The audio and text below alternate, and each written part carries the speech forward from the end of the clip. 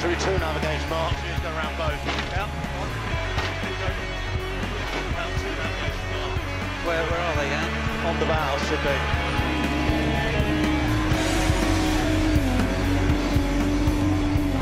Sadly, it was time to put in another 10.3 litre turbocharged diesel engine. And Drew, I'm glad to see it looks like you were joining the mechanics putting it in. Yeah, well, it's all hands on deck today. At least we've got a day time to regroup, put the engine in, see how things run for tomorrow. How long should these engines live for?